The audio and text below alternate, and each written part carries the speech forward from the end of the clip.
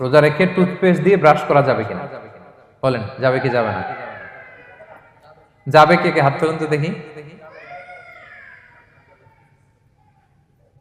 হ্যাঁ, মাত্র একজন, দুইজন, তিনজন, চারজন, পাঁচজন, ছজন, দল ভারী হচ্ছে আস্তে আস্তে। হ্যাঁ, টুথপেস্ট দিয়ে ব্রাশ করা যাবে কি যাবে না? হুম, যাবে মাত্র পাঁচজন, আর যাবে না কয়জন দেখি? যাবে না, অনেকে যাবে না, অনেকে হাত তুলে নাই, ভাবছে কোন জায়গায় হাত তুলে কোন বিপদে পড়ি। চুপচাপ দেখি যে কোনটা জিতে।